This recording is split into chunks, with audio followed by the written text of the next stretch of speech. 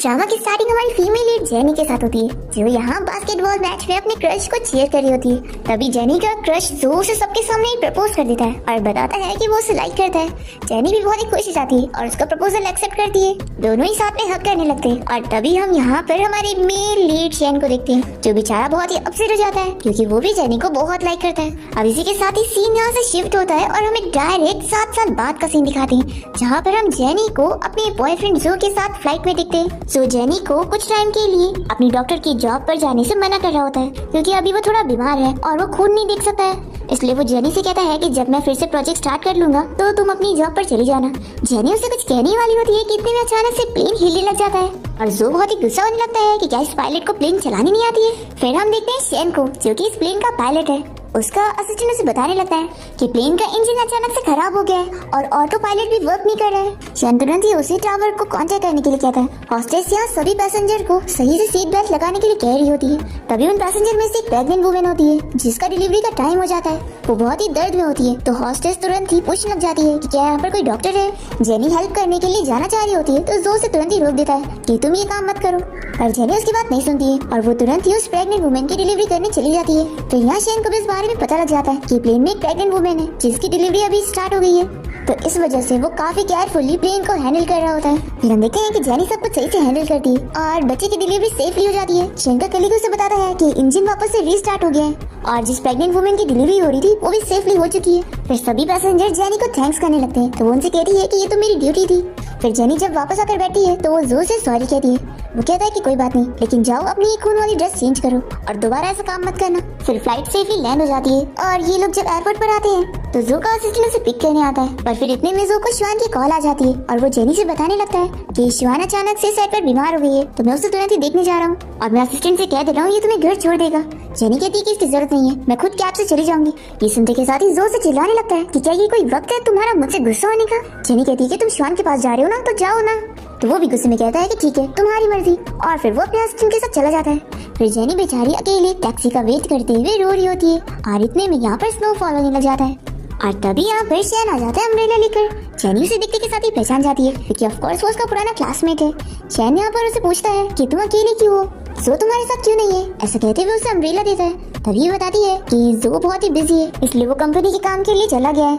ये कहता है कि वैसे मैं भी अभी बिजी हूँ इसलिए मैं किसी का अरेंजमेंट करता हूँ जो तुम्हें घर छोड़ देगा। जेनी तो कहने लगती है कि इसकी कोई जरूरत नहीं है। तभी इतने में यहाँ पर एक कार रुकती है जिसमें शेन की बहन मिंगजू बैठी होती है और वो जेनी को हाय करने लगती है। शेन उसे कहता है कि तुम बिल्कुल सही वक्त पर आई हो, जेनी को उसके घर छोड़ दो, मुझे कुछ काम है तो मैं जाता हूँ। फिर जेनी भी मान जाती है और शेन को थैंक यू बोलकर मिंगजू के साथ कार में बैठकर चली जाती है। तभी इतने में शेन का कलीग आकर उसे पूछने लगता है कि तुम्हारी सिस्टर कहाँ पर है, वो तो तुम्हें पिक करने आने वाली थी ना। तो ये कहता है कि मैंने अपना प्लान चेंज कर लिया। दूसरी ओर मिंगजू कार में जेनी को इस बारे में बता रही होती है कि अब मैं अब्रॉड से वापस आ गई हूँ ना तो मैं मूवीज में काम करूंगी। तो जेनी कहने लगती है कि क्या तुम्हारा भाई इसके लिए रेडी है। तो ये कहती है कि ऑफ कोर्स मेरे बड़े भाई ही तो मेरी मूवीज में इन्वेस्टमेंट करने वाले हैं, लेकिन हाँ मेरे छोटे भाई शेन उनसे तो अपनी पसंद की लड़की को चेज नहीं किया जा रहा है, उन्होंने अब तक उसे अपनी गर्लफ्रेंड नहीं बना पाया। जेनी ये जानकर शॉक होती है कि शेन किसी को लाइक करता है। तो मिंगजू कहती है कि ऑफ कोर्स लाइक करता है, लेकिन बात ये है कि मेरा ब्रदर जिसे लाइक करता है उस लड़की के पास पहले से ही बॉयफ्रेंड है और हमारी फैमिली में रूल है कि कोई भी किसी का प्यार छीन नहीं सकता है, इसलिए मेरा बेचारा भाई सीक्रेटली लव में पड़ा हुआ है। तो जेनी कहती है कि सच में ये तो बेचारे वाली बात है। ये फिर यही से शेन का अम्ब्रेला देने लगती है कि तुम अपने भाई को दे देना। तो मिंगजू मना कर देती है कि मैं अपनी भाई की चीजों का हाथ नहीं लगाती हूँ तो इसे तुम ही वापस करना। तो जेनी कहती है कि ठीक है। फिर जेनी जब यहाँ घर पहुँचती है तो उसके डैड उसे पूछने लगते हैं कि जरूर जोर से यहाँ पर छोड़ने आया होगा तो उसने उसे घर क्यों नहीं लाई। जेनी कहती है कि उसे जरूरी काम था तो वो पहले ही चला गया। तो जेनी के डैड उसे कहने लगते हैं कि क्या तुमने जो से 50 मिलियन उधार लेने की बात करी। तो वो जेनी कहती है कि नहीं। तो उसके डैड उसे चिल्लाने लगते हैं कि अगर ऐसा चलेगा तो हमारी फैमिली बैंकक्रप्ट हो जाएगी। देखो तुम उसकी गर्लफ्रेंड हो और तुम उससे पैसे ले सकती हो, इसलिए अब भी जाओ और उससे पैसे मांगो। तो जेनी मना कर देती है और कहती है कि डैड मैं उसे डेट कर रही हूँ न कि बिजनेस, इसलिए मैं उसे पैसे नहीं मांगने वाली। जेनी के डैड गुस्सा होने लगते हैं और कहते हैं कि तुम जल्दी से जो के साथ शादी कर लो और सबसे पहले तो एंगेज हो जाओ। तो जेनी मना कर देती है कि मैं जो से शादी नहीं करूंगी और वो अपने रूम में चली जाती है। तभी उसके डैड यहाँ पर बहुत ही गुस्सा होने लगते हैं कि अगर वो ऐसा करेगी तो जोन की हेल्प कैसे करेगा और ये लोग उससे उधार कैसे लेंगे। तभी यहाँ पर जेनी को शेन का मैसेज आता है और वो इसे बताता है कि जिस प्रेग्नेंट वुमेन की उसने डिलीवरी करी थी वो बिल्कुल सेफ है और उसका बच्चा भी और उन लोग का सेफ्टी चेकअप हो चुका है। जेनी ये मैसेज देखकर खुश होती है और फिर उसे पूछने लगती है कि मुझे तुम्हारा अम्ब्रेला रिटर्न करना है तो क्या कल हम मिल सकते हैं। तो शेन बहुत ही खुश होकर उसे कल रेस्टोरेंट में मिलने का टाइम बता देता है। फिर दूसरी तरफ हम जो को देखते हैं जो कि अपनी एक्स गर्लफ्रेंड शिवान से हॉस्पिटल में मिलने गया होता है, जो कि उसे कहने लगती है कि सॉरी मुझे अकेला यहाँ पे नहीं रहना था, इसलिए मैंने तुम्हें हॉस्पिटल में बुला ली। वो ठंडी लगने का नाटक करती है तो जो उसे अपनी कोट से कवर करने लगता है और तभी शिवान का हायर किया हुआ रिपोर्टर इन दोनों की फोटोज देने लगता है और वो जानबूझ के उसे अपने क्लोज करते हुए पूछ लगती है कि क्या हम दोनों वापस से डेट कर सकते हैं, पर जो इसका जवाब नहीं देता और कहता है कि तुम्हें अब रेस्ट करने जाना चाहिए। फिर नेक्स्ट हम देखते हैं कि जेनी अपने हॉस्पिटल पहुंचती है और तभी उसे देखकर उसकी कलीग और नर्स वगैरह आपस में बात करने लगते हैं कि यही वो डॉक्टर है ना जो कि अपने सीईओ बॉयफ्रेंड के ऊपर डिपेंड रहती है, देखो तो कितने आराम से घूम रही है और उसे बिल्कुल फर्क ही नहीं पड़ रहा कि इसके बॉयफ्रेंड ने इसे चीट किया है। जेनी सुनकर अपनी कलीग से पूछती है कि तुम किसकी चीटिंग की बात कर रही हो, तो इसकी कलीग कहती है कि तुम्हारे बॉयफ्रेंड की चीटिंग के बारे में पूरे न्यूज में फैला है और तुम्हें ही नहीं पता। फिर जेनी भी जल्दी से इस न्यूज को चेक करती है और उसे शिवान और जो की ऐसी फोटो देखकर बहुत ही बुरा लगता है। दूसरी ओर हम देखते हैं कि जो यहाँ अपने ऑफिस में होता है और उसका असिस्टेंट आकर उसे बताता है कि काफी मिलियन पैसे ऑफर करने के बाद भी रिपोर्टर उस फोटो को हटाने से मना कर रहे हैं। तो असिस्टेंट जो से पूछने लगता है कि कहीं इन सब के पीछे मिस शिवान का हाथ तो नहीं है, तो जो कहता है कि नहीं वो नहीं हो सकती है और अगर वो है भी तो उसके पास इतनी पावर थोड़ी ना है, जरूर इन सब के पीछे किसी पावरफुल बंदे का हाथ है। और हम देखते हैं कि वो बंदा कोई और नहीं बल्कि शैन होता है जो कि इस फोटो को न्यूज पे से हटने नहीं देता और अपने ड्राइवर से कहता है कि वो उसे हॉस्पिटल लेके चले। दूसरी तरफ हॉस्पिटल में जेनी के पास एक आदमी आकर उससे प्रेगनेंसी रिपोर्ट दिखाकर पूछ रहा होता है कि क्या उसकी वाइफ सेफली प्रेग्नेंट है। तो जेनी भी उन लोगों को गुड न्यूज सुना रही होती है। इतने में यहाँ पर उस आदमी की वाइफ आ जाती है और वो अपने हस्बैंड और उसकी मिस्ट्रेस को चिल्लाने लगती है कि आखिर वो दोनों उसे ऐसे कैसे चीट कर सकते हैं। जेनी लोगों का झगड़ा रोकने लगती है कि ये सब वो लोग हॉस्पिटल में ना करे। तभी ये लेडी नीचे गिर जाती है और जेनी को चिल्लाने लगती है कि तुम कैसे डॉक्टर हो जो एक मिस्ट्रेस को सपोर्ट कर रही हो, और वो गुस्से में जाकर जेनी को धक्का दे देती है। जेनी गिरने वाली होती है पर तभी यहाँ पर शैन जेनी को गिरने से बचा लेता है। फिर दोनों एक दूसरे को देखते रह जाते हैं और जेनी से पूछती है कि तुम यहाँ हॉस्पिटल में क्या कर रहे हो। ये कहता है कि लगता है मैं बिल्कुल सही टाइम पर आया हूँ और फिर उस लेडी को चिल्लाने लगता है कि अगर आप फालतू की ट्रबल क्रिएट करोगी तो मैं सेक्रेटरी गार्ड को कहकर आप लोग को यहाँ से निकलवा दूंगा। तो ये लेडी से चिल्लाने लगती है कि तुम हो कौन। तो शैन अपना नाम बताता है। फिर ये लोग तो उसका नाम सुनने के साथ ही डर जाते हैं और यहाँ से चले जाते हैं क्योंकि वो सच में बहुत ही पावरफुल फैमिली से बिलोंग करते हैं। फिर जेनी शैन को थैंक्स करने लगती है और उसे कहती है कि वो किस काम से आया है। तो वो बताता है कि मैं यहाँ पर स्पेशली तुमसे मिलने आया हूँ। जेनी ये सुनकर शॉक होती है और तभी यहाँ पर उसका डायरेक्टर आकर बताने लगता है कि मिस्टर शैन यहाँ पर अपनी एयरलाइन की तरफ से आपको ये बैनर देने आए हैं क्योंकि आपने प्लेन में एक प्रेग्नेंट वुमेन की जान बचाई थी। जेनी से लेकर शैन से कहने लगती है कि इसकी कोई जरूरत नहीं थी। तो वो कहता है कि नहीं जरूरत तो थी। फिर डायरेक्टर शैन को बात करने के लिए अपने ऑफिस में लेकर चला जाता है और फिर जेनी भी यहाँ अपने ऑफिस में आके बैठती है और वो अपने फोन में जो की एक्स गर्लफ्रेंड शिवान का लाइव स्ट्रीम देखने लगती है जिसमें शिवान के ऑडियंस उसे इस बारे में क्लियर करने बोल रहे होते कि उसकी और मिस्टर जो की फोटो लीक हुई है तो क्या हम दोनों रिलेशनशिप में हैं। शिवान कहती है कि आप लोग को ये जवाब मैं नहीं बल्कि जो खुद ही दे देगा, मैं उसे अभी कॉल लगाती हूँ, आप लोग सुन लेना। फिर शिवान इन लोगों को सुनाने के लिए स्पीकर पे जो को कॉल लगाती है और जो कॉल उठाते के साथ ही कह देता है कि मैं अभी बिजी हूँ और मीटिंग में जा रहा हूँ तो बाद में बात करते हैं। वो कॉल कट कर देता है। फिर ये तुरंत ही अपने फैंस को बताने लगती है कि शायद वो बिजी होगा तो हम इस टॉपिक पर नेक्स्ट टाइम बात करेंगे। फिर इसके फैंस तो और बातें करने लग जाते हैं कि सच में लगता है उन दोनों के बीच में कुछ तो चल रहा है, तभी तो इस बात को सीक्रेट रखा जा रहा है। जेनी ये सारे कमेंट्स पढ़कर बहुत ही ज्यादा अपसेट हो जाती है। तभी उसकी मॉम भी उसे कॉल करके कहने लगती है कि उन्होंने भी ये न्यूज देखी है तो उसे जो पर बिलीव करना चाहिए और कुछ भी मिसअंडरस्टैंडिंग नहीं करनी चाहिए। फिर इसके बाद जेनी अपना काम खत्म करके जब यहाँ से निकलने वाली होती है तभी नर्स आकर बताती है कि एक इमरजेंसी पेशेंट आई है और तुरंत ही उसे उसकी डिलीवरी करने जाना होगा। फिर जेनी तुरंत ही शैन को मैसेज करके इस बारे में बता देती है कि आज वो उसके साथ रेस्टोरेंट में नहीं मिल पाएगी। हम देखते हैं कि शैन तो यहाँ रेस्टोरेंट में जेनी का काफी देर से इंतजार कर रहा होता है और उसने उसके लिए बहुत ही क्यूट कैंडीज वगैरह भी प्रिपेयर करके रखा था ताकि वो उसे सरप्राइज दे।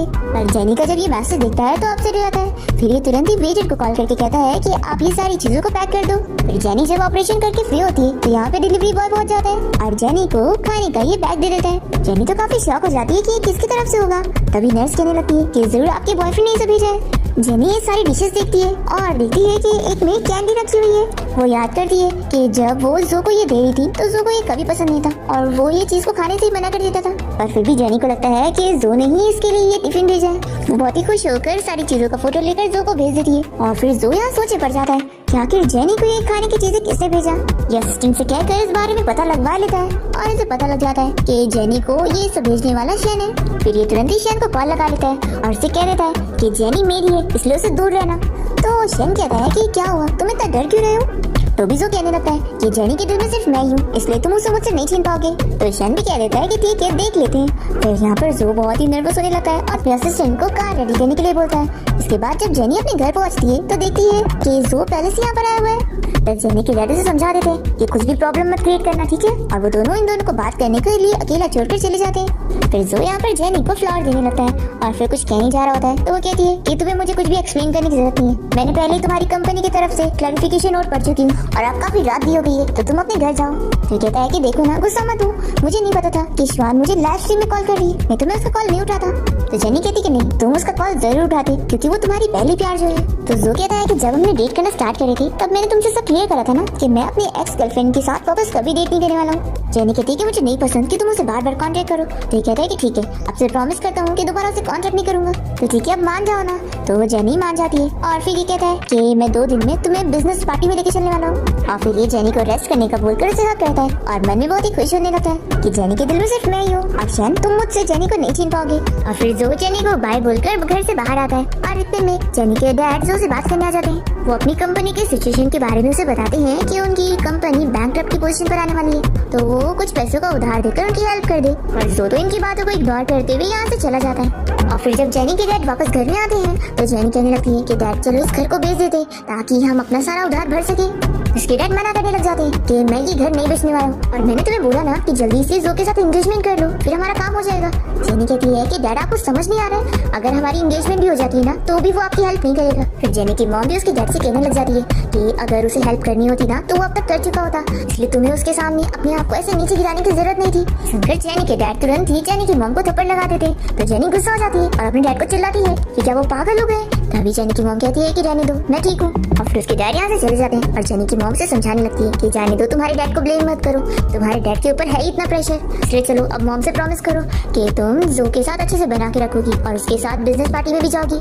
फिर जेनी को मानना पड़ता है और वो जो के साथ पार्टी में आ जाती है। तभी जो से कहता है कि मैंने तुम्हारी फैमिली की हेल्प नहीं किया तो कहीं तुम इसके लिए मुझे ब्लेम तो नहीं कर रही हो ना। ठीक है बिल्कुल नहीं, मैं ये सारी चीजें समझती हूँ। जो कहता है कि फिक्र मत करो, जब हमारी शादी हो जाएगी ना तो मैं तुम लोगों की हेल्प जरूर करूंगा। और फिर वो चला जाता है अपने फ्रेंड लोग से बात करने के लिए और तभी यहाँ जेनी के पास श्वान आ जाती है और वो कहने लगती है कि सॉरी, मैंने जो लाइव स्ट्रीम करी थी उसकी वजह से तुम्हारा भी नाम खराब हो गया, इसलिए मैं माफी मांगने के लिए तुम्हें ड्रिंक ऑफर कर रही हूँ। जेनी कहती कि नहीं, इसकी जरूरत नहीं है। तो श्वान के फ्रेंड्स जेनी को बातें सुनाने लगते हैं कि तुम अपने आप को समझती क्या हो, एक तो श्वान की कोई गलती भी नहीं थी और उसने तुमसे माफी भी मांगी और तुम हो कि बड़ी इतरारी हो। तभी इतने में जेनी की तरफ से साइड लेने के लिए यहाँ पर मिंगजू आ जाती है और इन लोगों को बातें सुनाती है कि आखिर ये श्वान अपने आप को समझती क्या है। फिर जो का आता हुआ देखकर श्वान जानबूझ के और अच्छी तरीके से माफी मांग रही होती है और जो ये देखकर पूछता है कि यहाँ पर क्या चल रहा है। तो श्वान कहने लगती है कि मैं तुमसे और जेनी से माफी मांगना चाहती हूँ, मेरी लाइव स्ट्रीम करने की वजह से तुम दोनों की लाइफ में प्रॉब्लम आ गई। तो जो कहता है कि नहीं, इन सबका तुमसे कोई लेना देना नहीं है। ये सुनकर जेनी बहुत ही गुस्सा होती है और मिंगजू के साथ चली जाती है। जो भी उसके पीछे जाने लगता है तो जानबूझ के श्वान पैर रिमूव जाने की एक्टिंग करती है। तो जो इसकी केयर करने के लिए यहीं पर रुक जाता है और दूसरी तरफ मिंगजू जेनी को अपने साथ लेकर जाती है और उसे केक ऑफर करती है। कहती है कि आप यहाँ पे मेरा वेट करो, मैं अपनी एक फ्रेंड से मिलकर आती हूँ। और फिर मिंगजू बाहर आकर अपने भाई शेन से मिलती है और उसे कहती है कि भाई मैंने आपका काम कर दी। तो वो कहता है कि ठीक है, फिर मैं तुम्हारे अकाउंट में पैसे ट्रांसफर कर दूंगा जितने तुम्हें चाहिए थे।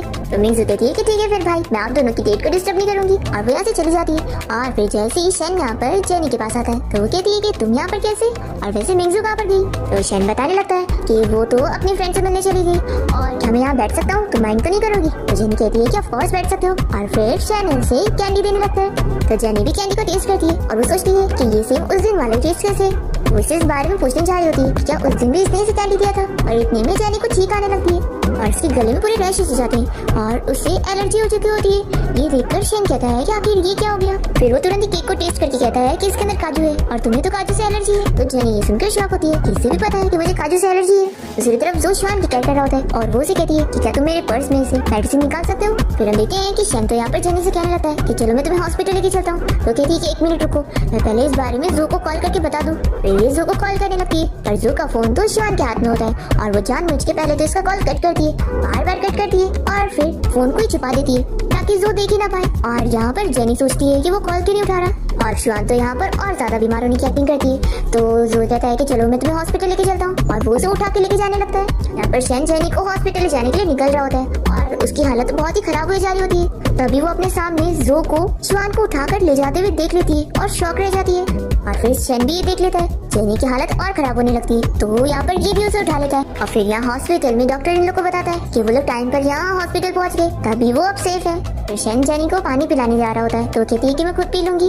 फिर यहाँ पर उसकी मॉम आ जाती है और वो शन को थैंक्स करने लगती है कि उसने जेनी को हॉस्पिटल लेकर आया। तभी वो कहता है कि अगर मेरी कुछ भी जरूरत हो तो आंटी मुझे बता देना, मुझे भी जरूरी काम है तो मैं जा रहा हूँ। दूसरी तरफ जो भी शान के साथ हॉस्पिटल में होता है और तभी यहाँ पर नर्स आकर उसे उसका फोन देती है और बताती है कि किसी ने होटल से उसका फोन ला कर दिया है। ये देखता है कि इसके फोन में जेनी के बहुत सारे कॉल्स हैं, तो भी ये उसे कॉल बैक करने के बजाय फोन रख देता है। और फिर हम देखते हैं कि जेनी की मॉम उसे कॉल करके बताने लगती है कि जेनी भी यहाँ हॉस्पिटल में, तो उसे देखने आना चाहिए। तो कहता है कि आंटी मैं अभी आता हूँ। फिर ये शान को कह देता है कि मुझे कुछ काम है और वो तुरंत ही जेनी से मिलने जाता है। और इसी वक्त ही शान यहाँ जेनी के वार्ड में से बाहर निकल के जा रहा होता है, तो इसे देखकर जो सोचने लगता है कि ये यहाँ पर क्या कर रहा है। फिर यहाँ जेनी के पास आता है और उसे कहता है कि क्या हुआ, तुम्हें एलर्जी हो गई। जेनी कहती है कि तुम्हारे पास इतना टाइम कहाँ से आ गया जो तुम अपनी एक्स गर्लफ्रेंड को छोड़कर मेरे पास भी आ गए। तो जोई से चिल्लाने लगता है कि इस वक्त तुम मुझसे लड़ो मत और ये बताओ कि शैन यहाँ पर क्या कर रहा था, मैं तुम्हारा बॉयफ्रेंड हूँ ना, तो अगर तुम्हें ये एलर्जी हुई थी तो तुम्हें मुझे पहले बताना चाहिए ना। जेनी कहती है कि मैंने तुम्हें कितने कॉल्स करी पर तुमने मेरा कॉल उठाया। तो ये कहता है कि मेरा फोन साइलेंट पर था और मैंने देखा नहीं। जेनी कहती है कि जरूर तुम उसके साथ इतना बिजी होंगे कि तुम्हें मेरा कॉल डिस्टर्बिंग लग रहा होगा, इसलिए तुमने साइलेंट पर जानबूझ के करे होंगे। फिर तभी इतने में शिवानी यहाँ पर व्हील चेयर पर आ जाती है